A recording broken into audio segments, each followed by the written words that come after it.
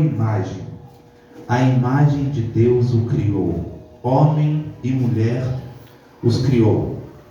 Criou Deus o homem à sua imagem. A imagem de Deus o criou. Homem e mulher os criou. Por que eu quero abrir com esse versículo? Deus, ele é tricotômico. E é só um verso técnico, só uma palavra técnica, para dizer que Deus é Pai, Filho e Espírito Santo. São três em um. Um vezes um vezes um. E quando Deus diz que Ele nos criou a sua imagem e semelhança, quer dizer que nós também somos seres tricotômicos. Ou seja, temos corpo, alma e espírito. O corpo, ele volta à terra, é pó. O espírito, ele pertence a Deus, e a Deus ele volta quando nós morremos. Mas a alma somos nós. É tudo que nós pensamos, tudo que nós falamos, tudo que nós sentimos. E é a nossa alma que vai prestar contas a Deus um dia. Ou seja, na nossa alma estão todos os nossos sentimentos, todas as nossas emoções. Está armazenado ali toda a nossa vida. Aquilo que você sentiu, aquilo que você não sentiu, aquilo que você passou, suas alegrias, suas tristezas, é tudo na alma. A Bíblia tem outra palavra para alma que também é coração. Obviamente não é o coração que bate aqui dentro do nosso peito, é a nossa alma, está falando de sentimentos, mas é a mesma coisa.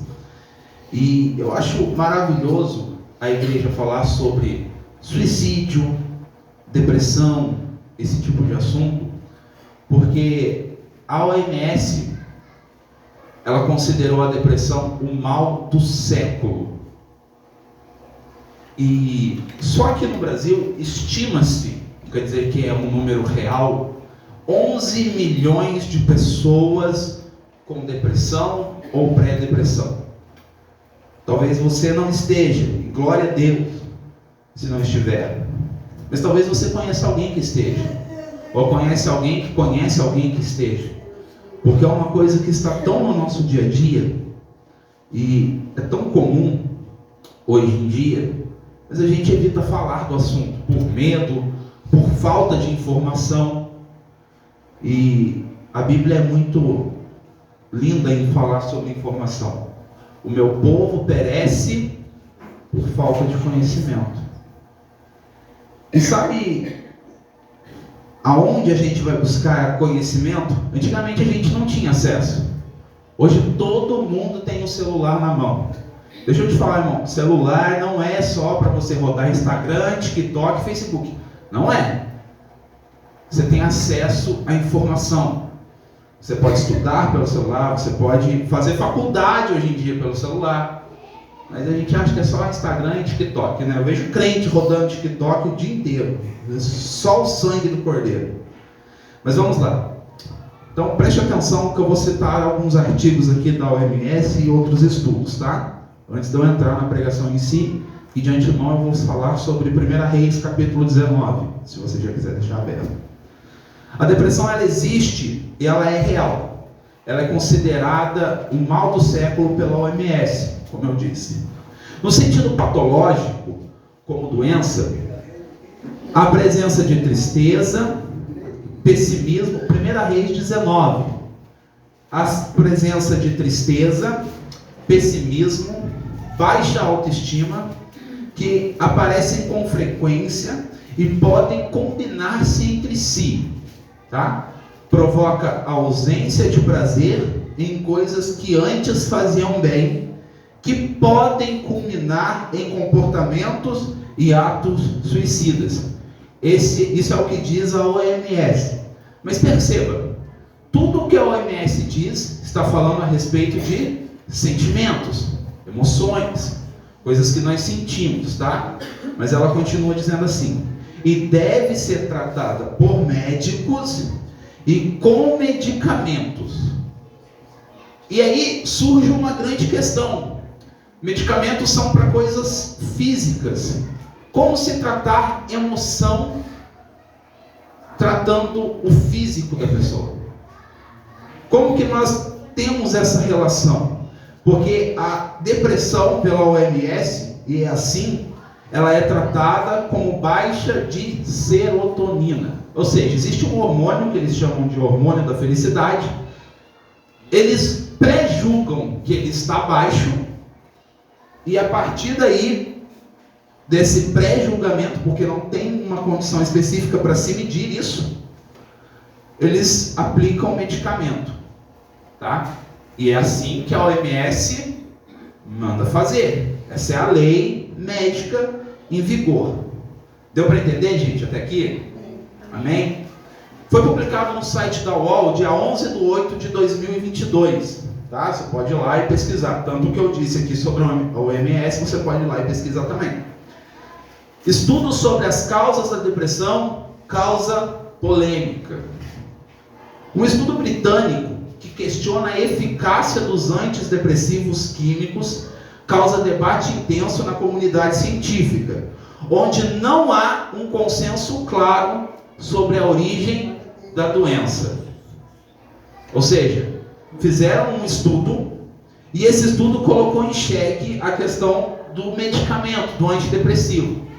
Eu não estou dizendo aqui de imediato que você não deve tomar medicamento se estiver em depressão. Não julgue a pregação nos primeiros minutos, pelo amor de Deus, nem por uma frase somente, julgue ela inteira. Então, esse estudo ele vai questionar a eficácia dos medicamentos, porque não há um consenso claro sobre a origem da doença. E isso é óbvio, porque a Bíblia nos ensina que nós somos alma. E a alma de cada pessoa é diferente.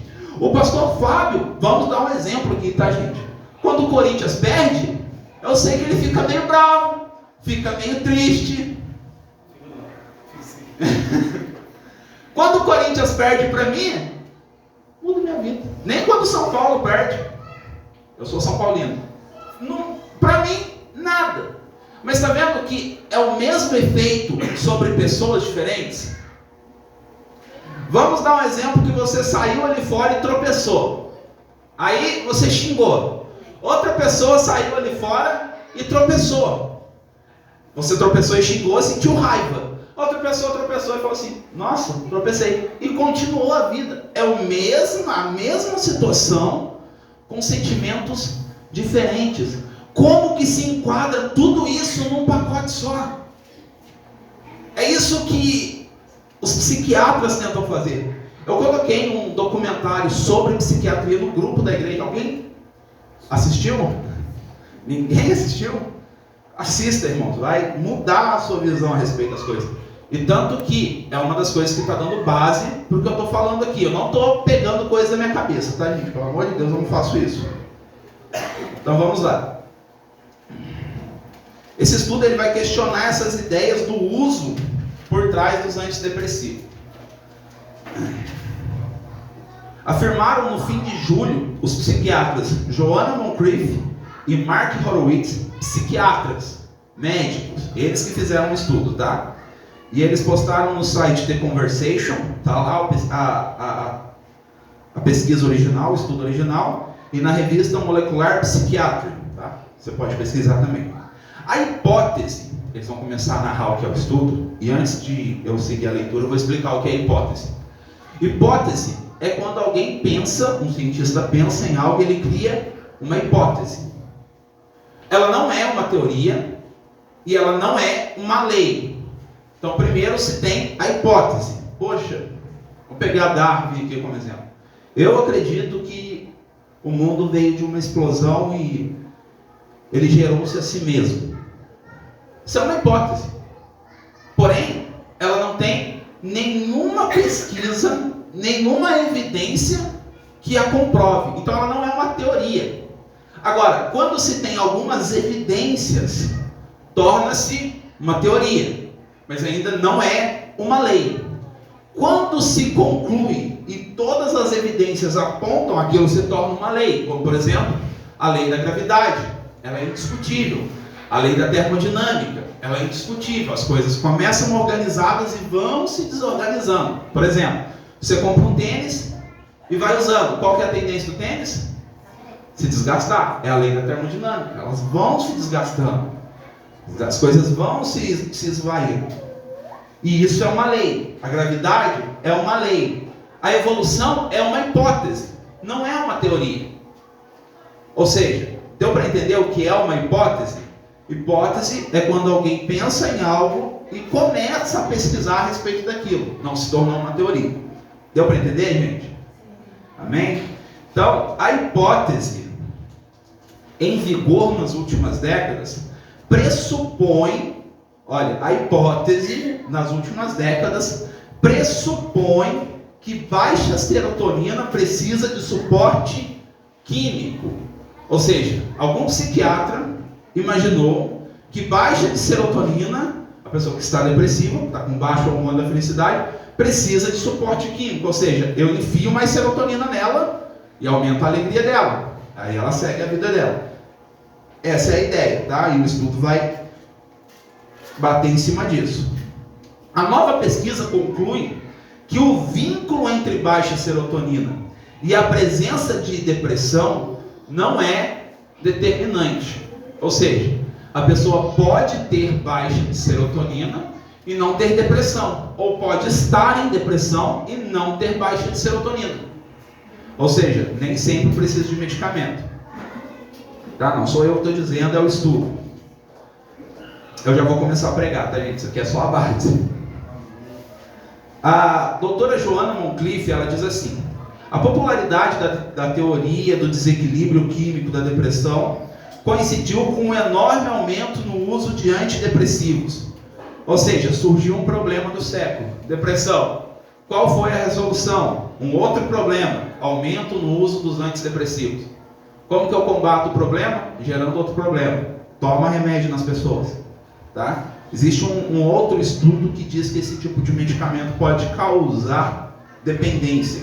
São drogas, irmãos, que mexem diretamente com o psicológico da pessoa. Ou seja, eu estou triste, eu tomo medicamento, eu me sinto feliz. Tá?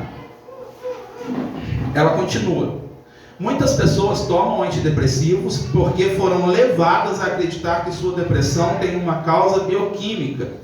Mas esta nova pesquisa sugere que essa crença não é baseada em evidências. Ela é também consultora britânica de saúde, tá? Joanna Moncrief. Ou seja, a pesquisa sugere que a questão do medicamento, as pessoas tomarem mais medicamento por causa da depressão, não é baseado em evidências. Mark Horowitz, que é coautor da pesquisa, diz assim: um aspecto interessante nos estudos que examinamos foi o quão forte um efeito de eventos adversos da vida teve na depressão, sugerindo que o humor deprimido é uma resposta à vida das pessoas e não pode ser resumido a uma simples equação química. Lembra do que eu falei do exemplo da pedra, do exemplo do Corinthians? As pessoas sentem-se deprimidas por um efeito à vida. É uma resposta ao cotidiano. É uma resposta aos sentimentos da pessoa. E esse estudo traz à tona a Bíblia. Que nós somos feitos à imagem de Deus. Ou seja, nós temos uma alma que sente. E o meu sentimento é diferente do seu. Eu já disse aqui uma vez: o meu problema, para mim, sempre vai ser maior do que o seu. Por quê? Porque eu estou sentindo. Eu sei o que eu estou passando. Em algumas pessoas isso evolui, em outras, às vezes não. Obviamente o estudo aqui não está descartando totalmente o medicamento, gente, pelo amor de Deus, não é isso. Mas ele está dizendo que não é só isso. Existem mais coisas por trás. Nós não somos feitos como robôs, todo mundo igual, não. Deus nos criou diferente. Deus nos fez cada um de uma forma diferente, cada um sente diferente. Pode ser a mesma situação, pode ser o mesmo momento. As pessoas se sentem de formas diferentes. Tem gente que ouve uma pregação e chora. Tem outros que ouvem uma pregação e não dá a mínima. Tem outros que ouvem uma pregação e se rendem a Cristo, porque somos diferentes. Mas a indústria psiquiátrica até então jogava todo mundo no mesmo pacote. Está depressivo? Medicamento em você. Para uns mais fortes, para outros mais fracos. Mas veio esse estudo hoje e disse: calma aí, gente, não é assim. Não posso colocar todo mundo no mesmo pacote. Tá? Então, a depressão, ela não é apenas uma questão de baixa serotonina, é também uma situação à vida das pessoas, tá? Vamos lá, as causas podem ser, isso segundo a OMS, ansiedade e angústia, são uma das causas da depressão, ou seja, por coisas que aconteceram, estão acontecendo, angústia, ou por coisas que podem acontecer, ansiedade. E o que é a angústia e a ansiedade? Às vezes a pessoa tem excesso de passado. Sabe? Já foi, já aconteceu, mas ela continua remoendo aquilo. Não, nossa, mas aquilo aconteceu comigo, mas tá bom, já passou. Mas para a pessoa não, ainda dói. Ou a pessoa tem um excesso de realidade, as coisas estão acontecendo, mas aquilo para ela é maior do que para nós. Talvez você encararia com essa situação, não, isso é de boa, tranquilo. Mas essa pessoa, ela aumenta essa situação. Ou ansiedade. Vou dar um exemplo de ansiedade. Tem um buraco ali na porta, e a pessoa está aqui caminhando. Ela viu o buraco, ela já se imaginou lá dentro do buraco, com o braço quebrado, a perna quebrada, ouvindo o médico, e ela já está sofrendo com aquilo, meu Deus do céu, já começa a suar. Aí você fala assim, mas você nem passou, é só você dar a volta. Mas ela já criou essa situação na cabeça. E aquilo causou a ansiedade. Essas são uma das causas da depressão. Não sou eu que estou dizendo, é o OMS, tá? O exemplo é meu. Como diferenciar a tristeza da depressão? Segundo a OMS. Tristeza tem motivo. A pessoa sabe por que está triste. Tá? E a depressão é uma tristeza profunda e muitas vezes sem conteúdo. Não quer dizer que são todas as vezes que não tem conteúdo, mas muitas vezes não tem. A tristeza, alguém morreu, a pessoa se sente triste, é natural. Mas a questão do buraco, que eu citei como exemplo, tem conteúdo a pessoa se sentir triste, amargurada, angustiada por causa disso? Não tem sentido, mas para a pessoa tem. Vamos lá. A depressão, a tristeza, aliás, ela tem efeitos físicos, como aperto no peito, ataque cardíaco e choro. Normal, a pessoa perdeu um ente querido, ela vai chorar, alguns chegam a desmaiar e tudo mais. A depressão, ela tem pensamentos suicidas, tá? Isso segundo a OMS. Eu não sei se todo depressivo tem pensamento suicida, eu acredito que não. Irmãos, o diagnóstico ele deve ser feito por um médico. Ele deve ser feito por um médico. Nós, eu, o evangelista, o pastor Fábio, ele não pode chegar aqui e dizer para você, você tem depressão. Não podemos. Ele deve ser feito por um médico. Mas é ótimo que se busque mais de uma opinião. E por que eu falei tudo isso para você? Para dizer que os psiquiatras não concordam entre si.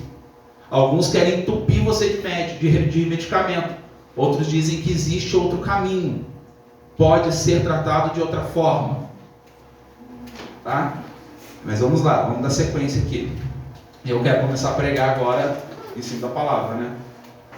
Já estamos no púlpito. 1 Reis 19.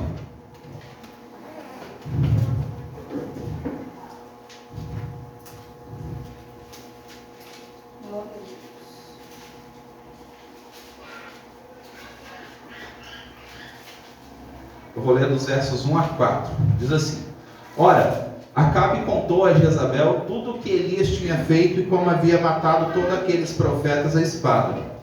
Por isso Jezabel mandou um mensageiro a Elias para dizer: que os deuses me castiguem com todo rigor, se amanhã, nesta hora, eu não fizer com você, com a sua vida, o que você fez com a deles. Elias teve medo e fugiu para salvar a sua vida.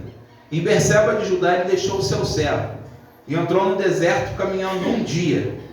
Chegou a um pé de giesta, sentou-se debaixo dele e orou, pedindo a morte. Já tive o bastante, Senhor, tira a minha vida, não sou melhor do que os meus antepassados. Nós sabemos a história, sabemos do que havia acontecido anteriormente, mas a ameaça da rainha causou medo em Elias. E esse medo gerou angústia, a ponto do profeta. Repare que eu estou falando de um profeta, porque tem gente que diz depressão é falta de Deus. Não é. Estou falando de um profeta que sentiu medo, o medo tornou-se angústia, a ponto de Elias pedir a morte.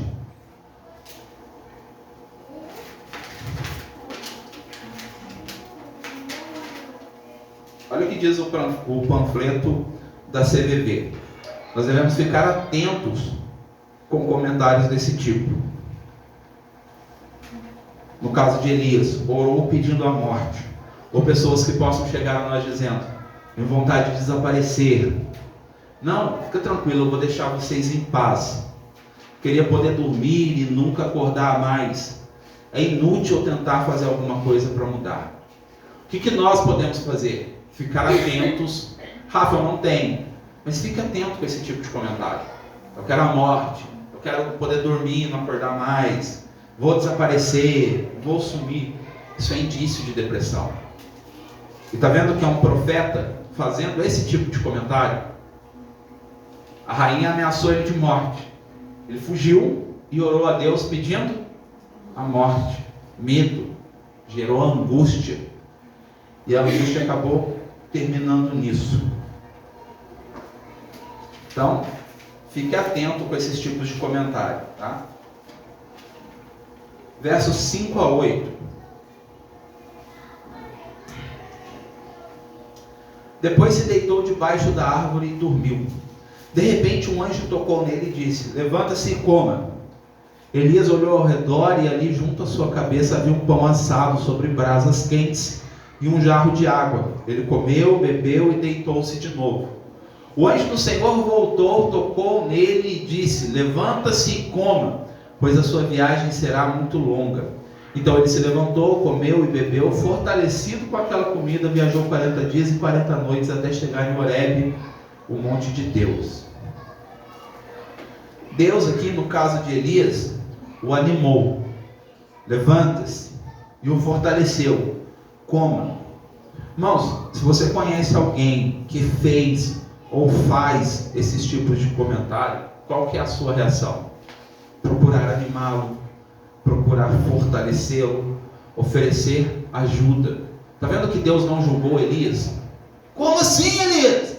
Você ora pedindo a morte? Por que você não foi lá, a rainha matou? Você terceirizava o serviço. Deus não julgou. Deus procurou animá-lo, procurou fortalecê-lo, ao invés de simplesmente julgá-lo. Porque às vezes as pessoas vêm com esse tipo de comentário e a nossa primeira reação é julgar, apontar o dedo. Mas sua vida é boa, você tem um casamento legal, olha o seu emprego. A gente não sabe como que está por dentro. Deus, sabendo como ele estava por dentro, preferiu não julgá-lo, mas animá-lo e fortalecê-lo. Vamos lá. Versículo 9.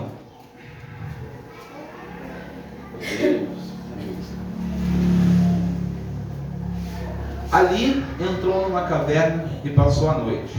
E a palavra do Senhor veio a ele. O que está fazendo aqui, Elias? O que nós podemos fazer além disso? Pergunte sobre a situação. Deixa a pessoa desabafar. Deus continuou não julgando, animou, fortaleceu, e quando Deus apareceu a ele, perguntou: o que está fazendo aqui, Elias? Ou em outras palavras, o que está acontecendo? O que você está passando? Versículo 10. Ele respondeu: tenho sido muito zeloso pelo Senhor, ó Deus dos exércitos. Os israelitas rejeitaram a tua aliança, quebraram os teus altares e mataram os teus profetas à espada. Sou o único que sobrou e agora também estão procurando matar-me. Angústia. E está vendo que Elias, ele segue até o que a OMS diz a respeito de sentimento? Você não pescou, eu vou mostrar para você. Primeiro, ele está sofrendo por coisas pela qual ele não pode fazer nada. O povo rejeitou o Senhor. Ele pode pregar, mas se o povo continuar rejeitando, o que mais ele pode fazer? Nada. Ou seja, sofrimento por coisas que ele não pode fazer nada. Segundo, pelo que ele acha que está acontecendo. Mas não é a verdade. Mataram os teus profetas. Nós sabemos que não foram todos os profetas mortos. Deus ainda tinha preservado 7.000, mas ele achava que tinham morrido. E ele, achando isso, gerou angústia dentro dele. Excesso de uma realidade que não existe. Ele criou na cabeça dele que os profetas morreram. E isso gerou angústia. Terceiro, o excesso de realidade. Procuram matar-me. A rainha disse, com todas as letras, eu vou te matar. Mas na cabeça de Elias, o povo queria matar ele. Mas nós olhando os versículos anteriores, o povo estava com Elias. Quem ajuntou os profetas a fio de espada? O povo. Ou seja, a rainha queria matá-lo. A rainha estava atrás dele. O povo não queria fazer isso.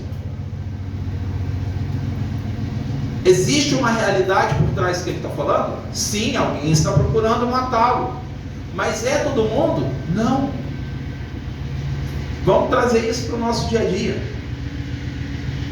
Tem coisas que a gente não tem condição de fazer alguma coisa. Elas simplesmente acontecem. Vamos dar um exemplo. A situação sua está apertada, você está sem grana, seu carro quebra. Você pode fazer alguma coisa?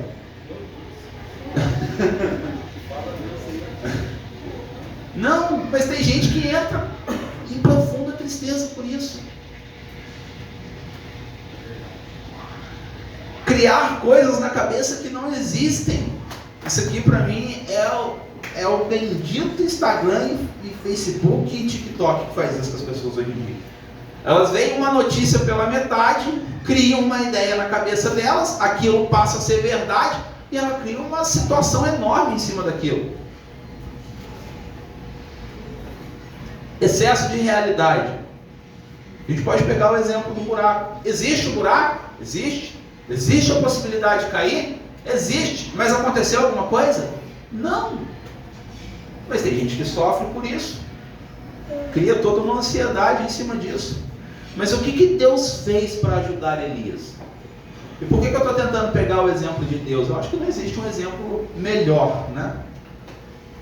Versos de 15 a 18. Diz assim: o Senhor lhe disse: volte pelo caminho por onde veio e vá para o deserto de Damasco. Chegando lá, unja Hazael como rei da Síria. Unja também Jeú, filho de Abel-Meolá, para suceder a você como profeta. Jeú matará todo aquele que escapar da espada de Hazael, e Eliseu matará todo aquele que escapar da espada de Jeú. No entanto, fiz sobrar 7.000 em Israel, todos aqueles cujos joelhos não se inclinaram diante de Baal, e todas aquelas cuja boca não beijaram. Irmãos, primeira coisa, Deus não julgou o momento de Elias. Deus em nenhum momento atacou Elias pela situação que ele estava passando. Isso é uma coisa que a gente deve fazer também. Até aqui no panfleto da CBB. Não ataque, não julgue. Segundo, ele ouviu o que Elias tinha a falar por 2 vezes. Então, tenha paciência. Se você conhece uma pessoa nessa situação, deixa a pessoa desabafar, deixa ela falar o que ela precisa falar. Não faz sentido o que ela está falando, mas para ela faz. Dê espaço para ela falar. Por mais que não faça sentido para você, é loucura para mim, mas para ela faz todo sentido no mundo. E a empatia que a gente tem que ter. Não deixa a pessoa desabafar à vontade. Terceiro, ele disse a Elias retomar a função. Ou seja, por que você não volta a fazer o que você sempre fez, Elias? Por que você disse para mim que tem zelo pela minha lei, que ama a minha palavra? Então volte a fazer aquilo que você ama. Volte a fazer aquilo que você sempre gostou de fazer. Tirou Elias da caverna, mostrou que estava com ele. Mostrou para Elias: Elias, eu estou aqui, você não está sozinho, por mais que pareça. E agora eu quero trazer para a gente que é crente: se você conhece alguém, fale de Jesus para essa pessoa. Por mais que a ciência diga que não, o medicamento vai resolver, Jesus é maior do que qualquer coisa. Jesus pode transformar e curar E Ele não nos desampara. Deus mostrou para Elias: eu estou com você. Deus não diminuiu o problema dele, mostrou que Ele tinha cuidado. Se você está passando por uma situação, não tem para quem contar, quer contar para Deus, Ele não diminui o seu problema. Por mais que talvez você contou para alguém, essa pessoa disse: não, isso aí é bobeira.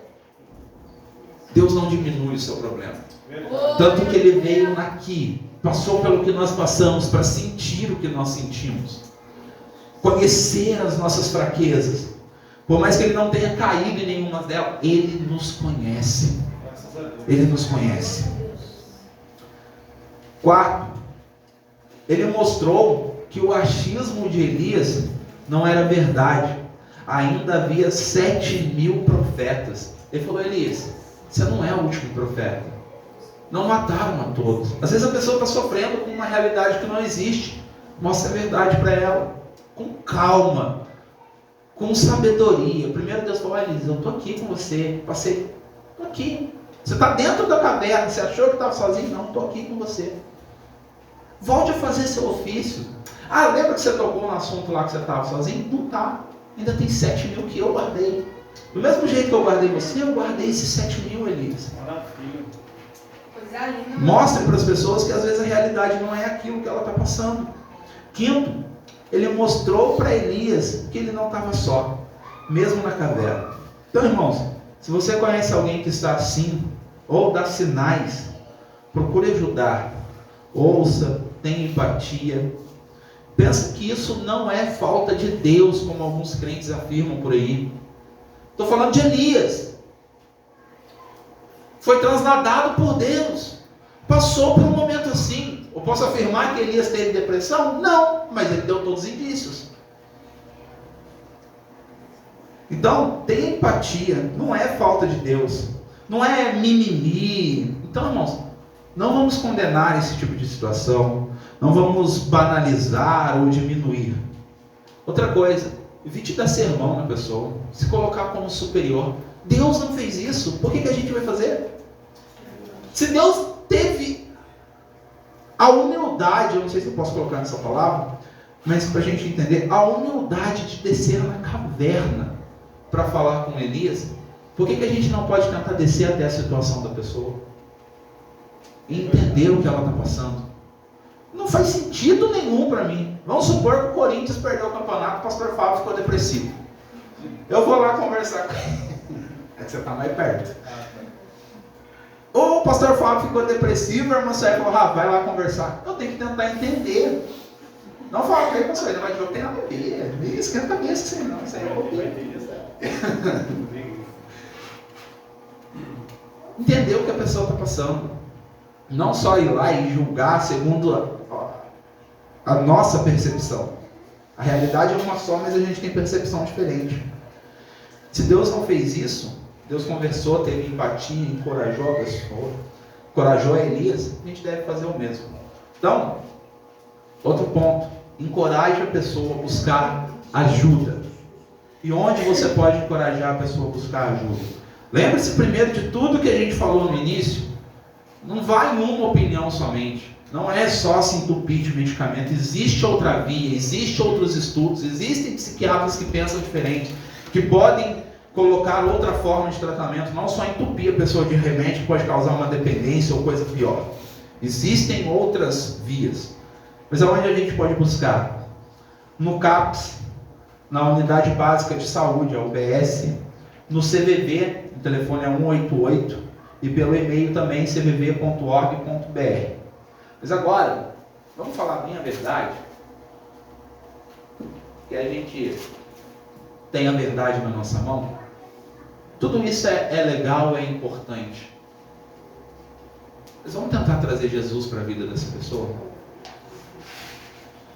Porque o que o médico não pode fazer, Jesus faz com uma palavra. Aquilo que para o médico pode levar anos de tratamento, às vezes para Jesus precisa de uma noite de pregação. Verdade.